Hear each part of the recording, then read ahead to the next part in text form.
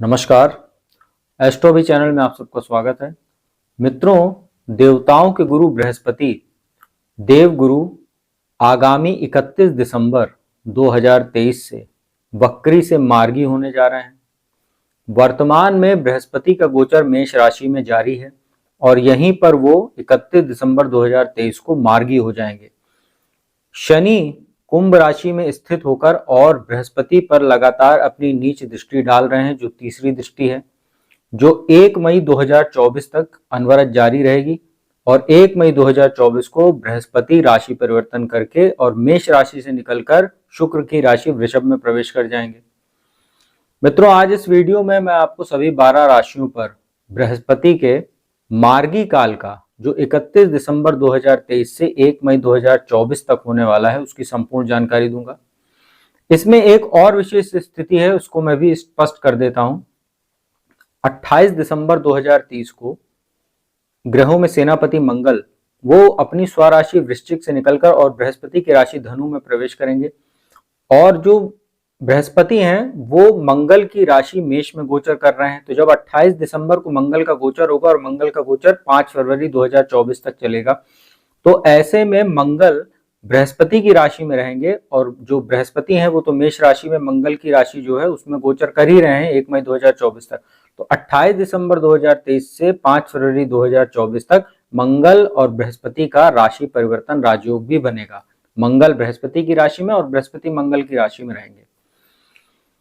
तो चलिए अब राशियों की जानकारी देना शुरू करते हैं कि क्या प्रभाव पड़ेगा मार्गी काल का। तो सबसे पहले मेष राशि की बात करते हैं। मित्रों, मेष राशि में ही बृहस्पति का गोचर चल रहा है, जो फर्स्ट हाउस होता है, लग्न जिसको बोलते हैं, वहां पर बृहस्पति गोचर कर रहे हैं। अभी जब वक्री काल चल रहा था तो कहीं ना कहीं जो मेष राशि वाले जातक थे उनको कुछ चुनौतियां देखने को मिल रही थी, चाहे वो स्वास्थ्य संबंधी समस्या हो, चाहे कुछ बेवजह की वाद विवाद जैसी स्थिति उत्पन्न हो रही थी। अब उसमें आपको राहत देखने को मिलेगी। लग्न में बृहस्पति मार्गी हो जाएंगे। वैसे भी लग्न में बृहस्पति को दिग्बली माना जाता है, यहाँ पर उनको विशेष शुभता भी मिलती है और कहते हैं कि यदि केंद्र में बृहस्पति बैठे हों तो बाकी सब ग्रह अगर अशुभ भी हो तो भी बृहस्पति शुभता प्रदान करते हैं। तो मेष राशि वालों के लिए बहुत अच्छी स्थिति है। पंचम भाव पर पंचम दृष्टि, सप्तम भाव पर सप्तम दृष्टि और नवम भाव पर नौवीं दृष्टि उनकी बनी हुई है। तो अब आपको 31 दिसंबर से जब बृहस्पति मार्गी हो जाएंगे तो आपको संतान और शिक्षा में विशेष सफलता मिलेगी। आय में आपकी वृद्धि होगी। लग्न में बृहस्पति बैठते हैं तो व्यक्ति का स्वास्थ्य अच्छा करते हैं, मान सम्मान की प्राप्ति आपको होगी। सप्तम भाव पर दृष्टि रहेगी तो वैवाहिक जीवन में आ रही समस्याएं भी दूर होंगी और आपका वैवाहिक जीवन भी अच्छा रहेगा। और साझेदारी में व्यापार करने वालों को भी कहीं ना कहीं फायदा देखने को मिलेगा और बिजनेस में ग्रोथ देखने को मिलेगी। अब भाग्य का आपको जबरदस्त सहयोग मिलेगा। धार्मिक यात्राएं होंगी। उच्च शिक्षा के लिए विदेश जाने वाले जो छात्र पिछले दिनों कुछ परेशानी का सामना कर रहे थे उसमें भी बृहस्पति अब राहत देने का काम करेंगे और पिता के साथ भी संबंध अच्छे रहेंगे। उनके साथ भी आपके पुराने जो भी मतभेद थे अब वो धीरे धीरे दूर होने लगेंगे। तो मेष राशि वालों के लिए बृहस्पति का मार्गी काल बहुत अच्छा रहेगा।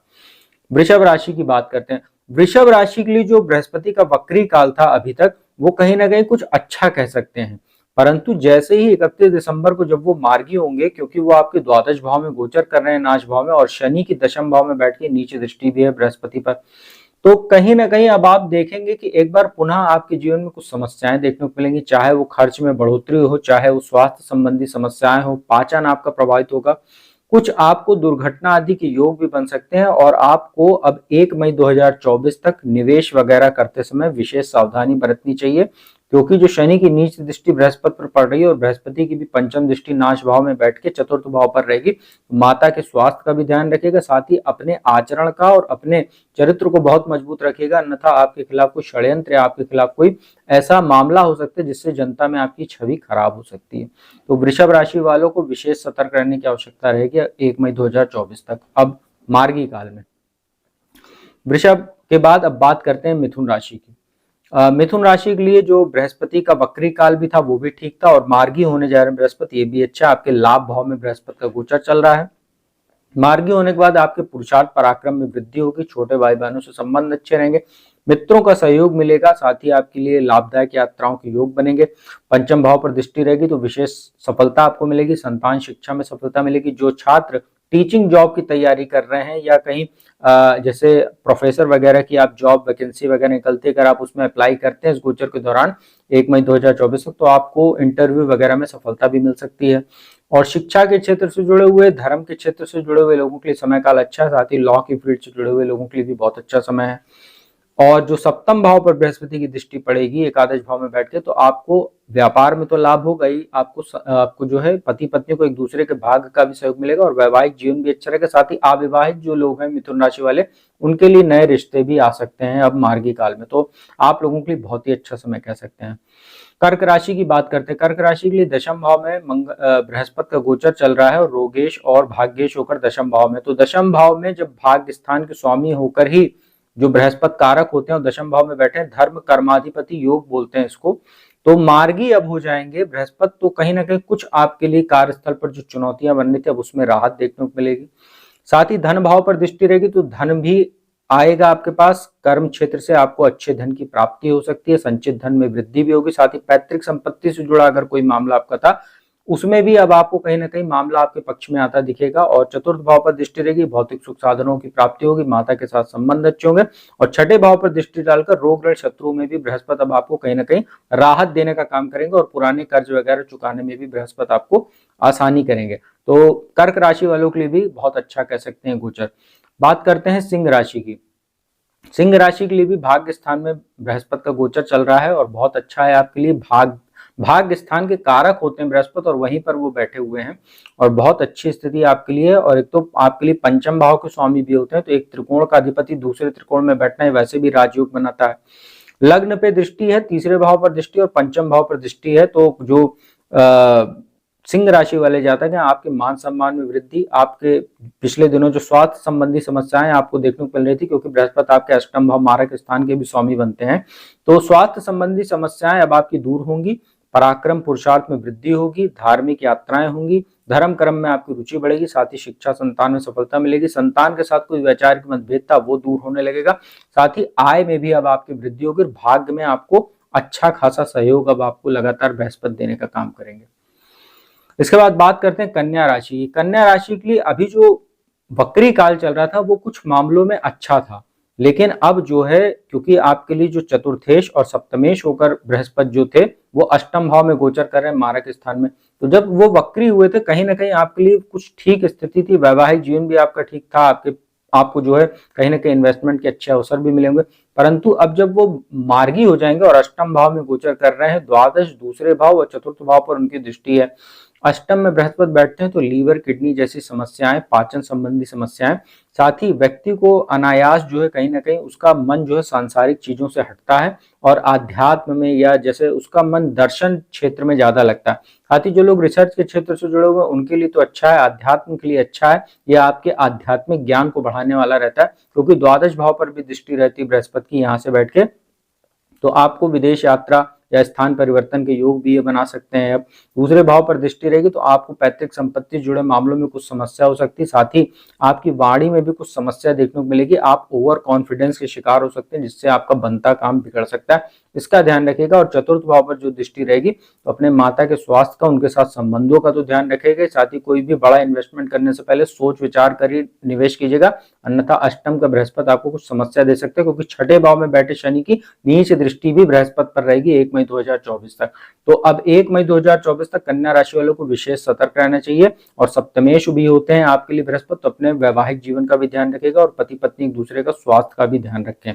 इसके बाद जब 1 मई 2024 को भाग्य स्थान में बृहस्पति आपके लिए गोचर करेंगे वृषभ राशि में, वहां से स्थितियां आपके लिए फिर से अनुकूल होने लगेंगी।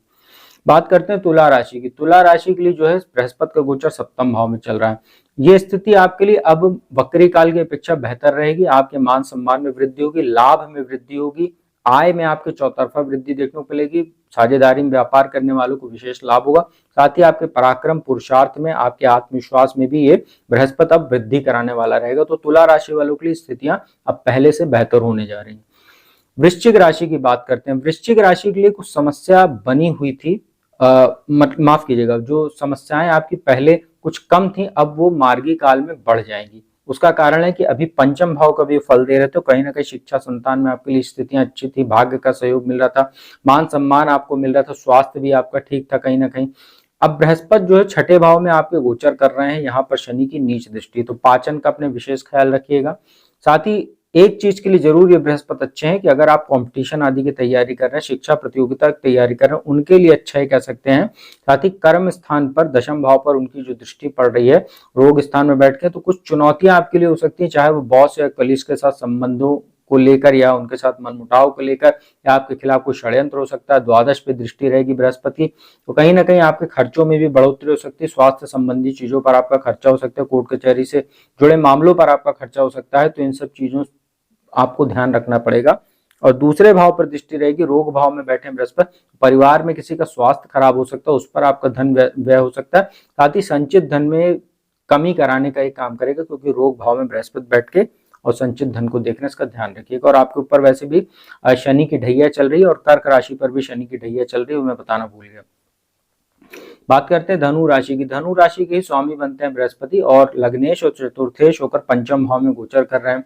आपके लिए स्थितियां ठीक है, वक्री काल में भी ठीक थे और अब मार्गी होने जा रहे हैं तो भी अच्छा है आपके लिए। भाग्य का आपको जबरदस्त सहयोग मिल रहा है, और लाभ भाव पर दृष्टि, तो मान सम्मान में, आय में वृद्धि, शिक्षा के क्षेत्र से जुड़े हुए लोगों के लिए अच्छी सफलता, लॉ की फील्ड से जुड़े हुए छात्रों के लिए अच्छा समय रहेगा। लग्न पर दृष्टि रहेगी तो वैसे भी मान सम्मान आपका बढ़ेगा। अपनी ही राशि को देख रहे हैं, बहुत अच्छी स्थिति है, और आपके लिए भी त्रिकोण का राजयोग बना हुआ है, बहुत अच्छा कह सकते हैं मार्गी काल धनु राशि वालों के लिए। इसके बाद बात करते हैं मकर राशि की। मकर राशि के लिए भी अच्छी स्थिति है, चतुर्थ भाव में वो मार्गी होने जा रहे हैं। आपको जो है कहीं ना कहीं रोग ऋण शत्रु से बचाने का काम करेंगे। आय में आपकी वृद्धि होगी, अचानक आपको धन लाभ ये बृहस्पति करा सकते हैं। कार्यस्थल पर भी अच्छे अवसर बनाएंगे, मान सम्मान दिलाएंगे। आप कोई सम्मान आपको मिल सकता है राज्य सरकार की ओर से या सरकार की ओर से, आप जहां कार्यस्थल पर काम करते हैं वहां आप सम्मानित हो सकते हैं। बहुत अच्छा आपके लिए समय कह सकते हैं। और द्वादश भाव पर जो दृष्टि रहेगी ये भी अच्छा आपके लिए है। कोई पुराना विवाद था या कोई कोर्ट कचहरी जुड़ा मामला था, उसमें अब आपको जो है बृहस्पति राहत देने का काम करेंगे।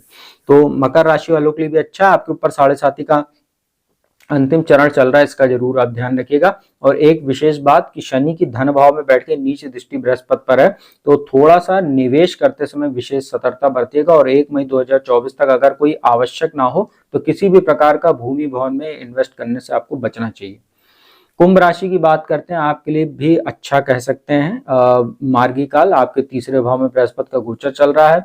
आपके वैवाहिक जीवन अब पहले से बेहतर होने लगेगा। व्यापार में आपको विशेष सफलता मिलेगी, भाग्य में वृद्धि होगी, आत्मविश्वास में आपकी वृद्धि होगी, मान सम्मान आपका बढ़ेगा। पिता के साथ संबंध सुधरेंगे, पिता के साथ कोई वैचारिक मतभेद था उसमें भी अब आपको कमी देखने को मिलेगी। और लाभ में आपको चौतरफा वृद्धि होगी। इस 1 मई 2024 तक अब जो है अगर आप जितना भी एफर्ट पुरुषार्थ पराक्रम करेंगे, साहस दिखाएंगे, आत्मविश्वास से आप वैसे भी वृद्धि आपकी होगी, तो वो बृहस्पति अब आपको लगातार लाभ देने का काम करेगा और लाभदायक यात्राएं कराएगा, और आपका मान सम्मान लगातार बढ़ता जाएगा।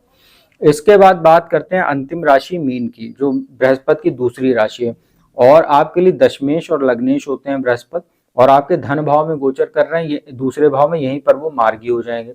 ठीक है, धन भाव में, और जो दूसरा भाव होता है वाणी का स्थान होता है, तो बृहस्पति यहाँ बैठे हैं, आपके वाणी को काफी प्रभावशाली बना देंगे। जो लोग लॉयर हैं या कंसल्टेंसी से जुड़ा काम करते हैं या प्रवचन आदि देने का काम करते हैं, ज्योतिष संबंधी काम करते हैं, उनके लिए बहुत अच्छा समय काल रहेगा मार्गी काल।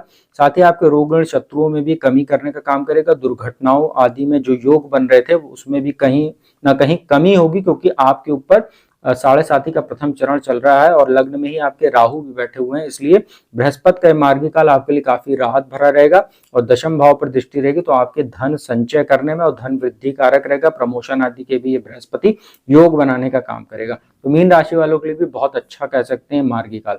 तो मित्रों, यह था सभी 12 राशि वालों के लिए 31 दिसंबर 2023 से 1 मई 2024 तक बृहस्पति का मेष राशि में जो मार्गी काल होने जा रहा है वो कैसा रहेगा, उसकी संपूर्ण जानकारी दी। उपाय की बात कर लेते हैं। बृहस्पति का सबसे अच्छा उपाय यही होता है कि आप लोग ईमानदारी से अपना काम करें, अपने आचरण को सात्विक रखें, मांस मदिरा या दूसरे बुरे व्यसन जो होते हैं उससे दूर रहें और अपने आचरण को शुद्ध रखें। प्रतिदिन स्नान करें और स्वच्छ वस्त्र धारण करें और हल्की सुगंध का इस्तेमाल करें, जैसे चंदन आदि की सुगंध का इस्तेमाल करें अपने वस्त्रों पर, तो बहुत अच्छा रहता है। साथ ही पीला वस्त्र धारण करें हर बृहस्पतिवार को, तो बहुत अच्छा होता है। और पीली वस्तुओं का दान करें किसी गरीब या ब्राह्मण को, जैसे पीला फल, पीला वस्त्र या पीतल का बर्तन हो सकता है, या अगर आप सक्षम हैं आर्थिक रूप से तो आप स्वर्ण आदि का भी दान कर सकते हैं मंदिर में, तो बहुत अच्छा रहेगा आपके लिए। तो मित्रों उम्मीद करता हूँ वीडियो आपको अच्छी लगी होगी, इन्फॉर्मेटिव लगी होगी। यदि वीडियो अच्छी लगी हो तो इसको लाइक कीजिएगा, शेयर कीजिएगा, कमेंट कीजिएगा। और जो भी जातक कुंडली विश्लेषण कराना चाहता है मेरे माध्यम से, तो मेरा नंबर डिस्क्रिप्शन स्क्रीन दोनों पर उपलब्ध है, उस पर संपर्क करके आप लोग अपॉइंटमेंट ले सकते हैं और मेरे द्वारा कुंडली विश्लेषण का लाभ देश दुनिया के किसी भी कोने से आसानी से प्राप्त कर सकते हैं। तो अब मैं अपने वाणी को यहीं विराम देता हूँ। अगली वीडियो में आपको किसी नए विषय के साथ जल्दी मिलूंगा। तब तक के लिए ओम नमः शिवाय।